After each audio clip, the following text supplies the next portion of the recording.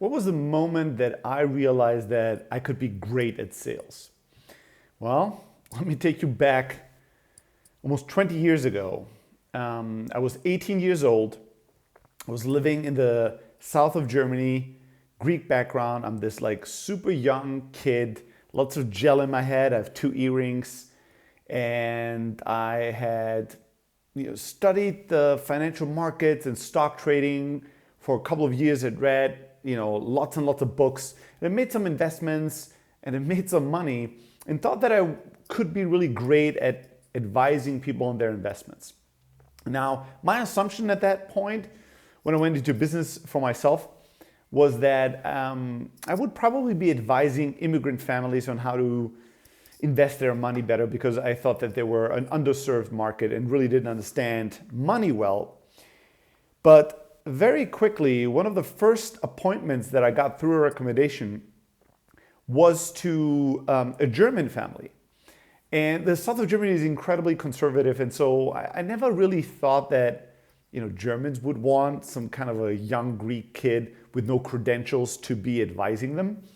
But I thought, what the hell, and I started driving to that appointment. And this is back in the day where you really couldn't stalk people on social media. Social media didn't exist. You couldn't really figure out about anything about people online. You couldn't really get Google Maps to get directions somewhere. You'd write out their address and find it on the map and try to make it there. And back then, all my money was in investments. I came from very, very humble kind of upbringing.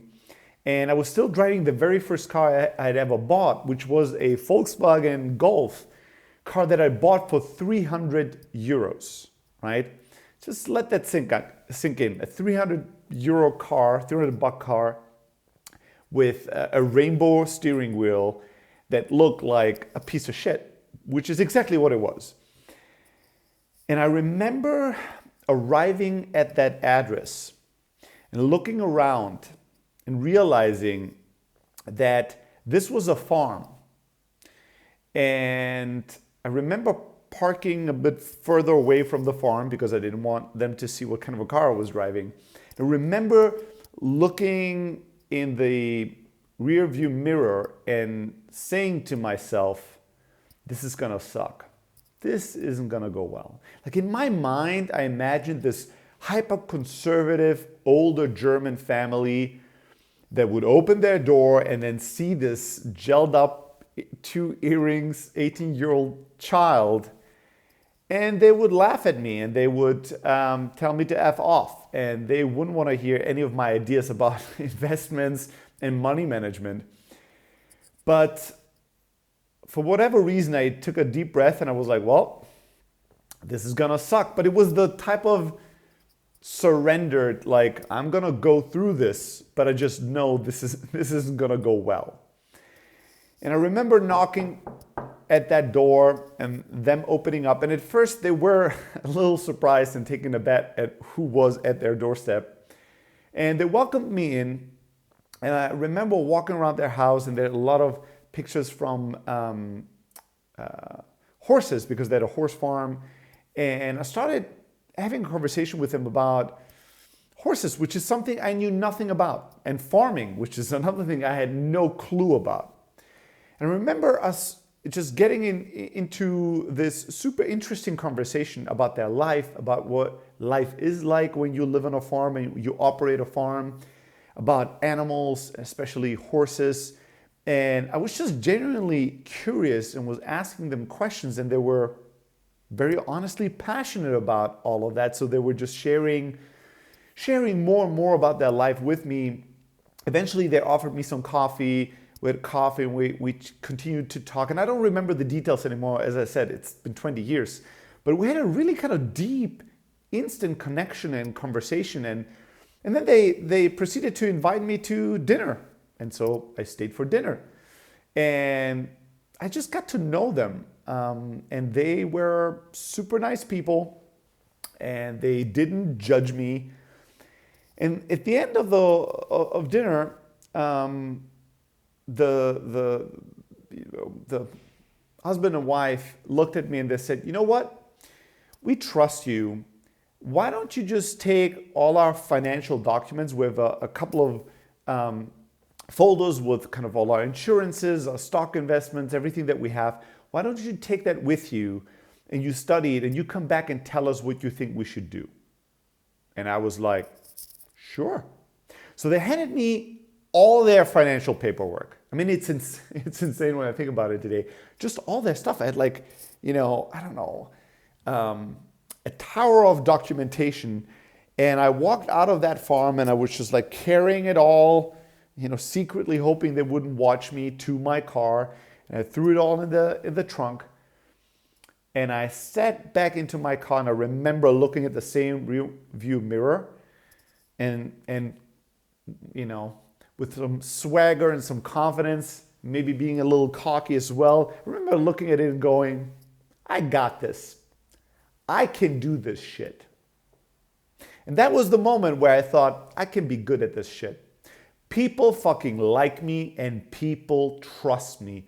I can do this. I can be successful at this. And thinking about this 20 years later, the truth is that was true. That happened to be true. I was naturally good at selling and sales, and people always trusted me. And that was an incredible tool and foundation on which I built first my sales career and then my entrepreneurial career. And today I'm very, very grateful for that. And I ended up, by the way, exclusively having 50 years old and older clientele, almost exclusively kind of German upper middle class families as my clients, the types of clients that I would have never believed I could have and that would want to trust me with their financials and with their investments. But they did, and I succeeded, and with a lot of luck, fortunately, in hindsight. Back then I thought I knew everything about stock investments. In hindsight, I know I was just very lucky, but most of my clients did fairly well with the investments that I presented to them. But the lesson that I learned, that moment of clarity that I had of thinking, I can be great at this. People trust me. And this is something I just didn't know before. It was not intuitive to me. I had to discover that in that first client meeting. That was a very empowering emotion that really propelled me forward, and I'm really grateful for that. Now, one thing looking back that's interesting is that it is true that people always gave me trust up front, but it is not true that I earned their trust or that I deserved it in many cases. Now, if I think back why people trusted me, I can only assume it was that they could sense that I was honest, and they could sense that I cared, and they could sense that I was authentic and truthful, but also they could probably sense that he was somebody incredibly ambitious that has the heart of the right side. So probably this person is going to go far and we might want to work with this person. This person seems like a winner. This person seems like somebody that's going to attract success, driven, ambitious, but also a good human being. I don't know if that's really true. I don't know what they were thinking. It's comical to me when I think about me driving up with a 300 euro car, way too much gel in my hair and earrings and like a cheap suit, and having people trust me that had hundreds of thousands in stock portfolios and investments and in assets. It's comic. I don't know why they connected with me and they trusted me, but they did. And my assumption is that it was that they were sensing that. And that was true. I did have the heart at the right side. I didn't want to take advantage of people. I didn't want to lie to them. I wanted them to succeed. I wanted to create value. I wanted to do big things by helping people, not by taking advantage of them. So in that sense, the trust they would, give me was, the intuition they had was right. But I didn't always earn or deserve that trust because I didn't have the discipline at that time of my life to always keep my word, to be a man of my word, and to follow through and follow up with all my commitments. So oftentimes I would just be a mess. I would literally, that became my mojo, is I would always just take all the financial paperwork from people, from their homes. I mean, it's insane. If I lost it or if I never came back, what would they have done? But people would always give me all of that. I would analyze it, come back, give them advice of what they should do. And then oftentimes, because I was too lazy and I hated paperwork, I hated everything that was administrative, I hated detailed work, I would just have people sign blank contracts. Like I would tell them what it is, what fund I wanted them to invest in, what investments I wanted them to make, and then I would have them just sign the contracts without filling out all the details. And I would tell them I'll fill the details out later in the office. And they would just sign it blank. I mean, again, that's insane. It's not smart. It's not the right thing to do. And it was a little bit of an ego boost as well. I would, knowing that I had that power, that I could make people trust me so much, they would just give me that blank signature and trust that I will fill in all the correct information. I love that. And it played into my laziness of not wanting to sit there and fill out everything in detail. I was like, I'm going to do that later. Now, often that later was a mess. Like instead of like getting the paperwork done that very day or the very next day, sometimes I would get it done a week later, 2 weeks later. Sometimes I would forget some crucial information. I was a mess in many ways. Like I would make appointments and reschedule them multiple times just because I didn't feel like going to work or dealing with a certain client at a certain day. I would make little mistakes with contracts, and these contracts would come back, and I would have to go through the shame exercise of going back to the client and have them sign again a contract because the original one had some mistake or something. Like I was a mess in the back end, and I didn't earn the trust because I didn't have the discipline to always keep my word. When I told people I'm going to fill this all out tomorrow and we're going to be done with this, I didn't. Sometimes it would take me a week, sometimes 2 weeks. When I told them I would call them at a certain time or I'd show up for a follow-up appointment, sometimes I wouldn't. I would just cancel the very last minute before. So I was an asshole. And again, not because I had bad intentions, just because I wasn't the master of my own emotions. And I would always let my mood dictate what I would do and wouldn't do. And I just never wanted to do the detailed work. I never wanted to do the follow-up work. I loved connecting with a client and getting to know them. I loved pitching them the big idea. I loved feeling their trust. I loved closing the deal. But I hated everything that came afterwards, which was taking care of keeping my word, taking care of the details, working on time, being on time, and delivering the work without mistakes. And it took me a long time to correct that and to improve on that. And I think that that's not that unusual. If you think about something you have always been good at, if you're in sales, ask yourself, when was the moment you realized I could be great at this? I could be good at this. I could really make a career. I could make a fortune. I can do this. Think about what made you think that. What was your superpower, the thing, your talent, the thing that came naturally to you? Whatever comes natural to us often is the very thing we undervalue. It's the thing that we're like, well, I already know how to do this. And so we don't put in the work oftentimes. And that's how our strengths become our weaknesses. That's how our talents are our blind spots, are the areas we underinvest, we underprepare, and we under-nurture over the long term because we're lazy around these things, because we're complacent, and because we are arrogant and we think, well, I'm already good at this. Why should I spend lots and lots of time getting even better? This thing kind of works. Let me focus on the things that don't.